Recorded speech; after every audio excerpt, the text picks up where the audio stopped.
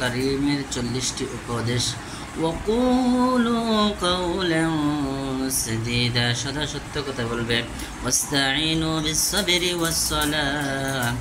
ধৈর্য নামাজের মাধ্যমে আল্লাহর সাহায্য কামনা করবে ওয়াআতিজ যাকাওয়াতি যাল কুরবা হাক্কাহু আত্মীয় স্বজনের হক আদায় করো ওয়াআউফু বিল আহদ ওয়াদা পূরণ করো ওয়াবিল ওয়ালিদাইনি ইহসানা পিতা মাতার সঙ্গে ভালো ব্যবহার করো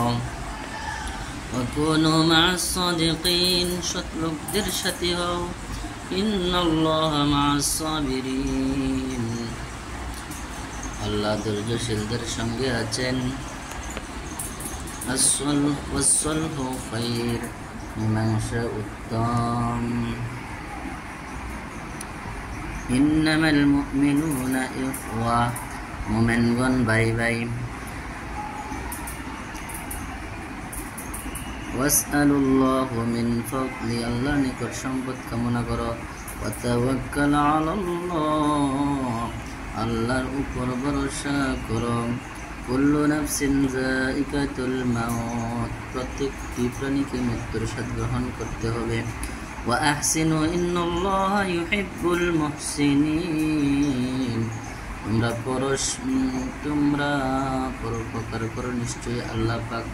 পরোপকারী পছন্দ করেন ওয়া আনফিকু মিম্মা রাযাকনাকুম তোমরা দান করো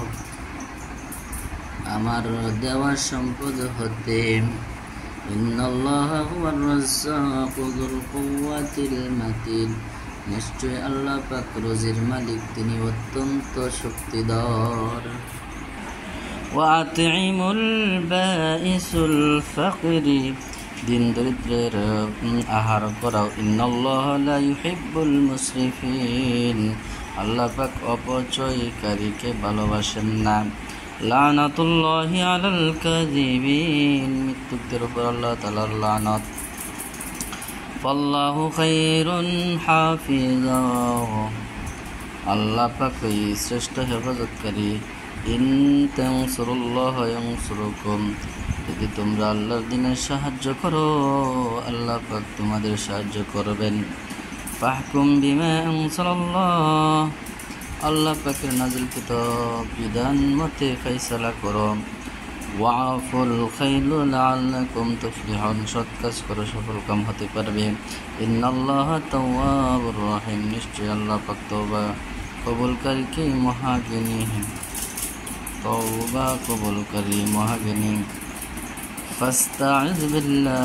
অতঃপর বিতাড়িত শয়তান আল্লাহর নিকট পানা চাও আশ-শাইতানির রাজিম বিসমিল্লাহির রহমানির রহিম রমজান আল্লাহর নামে শুরু করছি লা ইয়াসমাউল মুতাওয়াফিয়া পবিত্র বান্দাদের থেকে আল্লাহর কোরআন পড়তে লা ইয়ামাসসুহু ইল্লাল মুতাহহারুন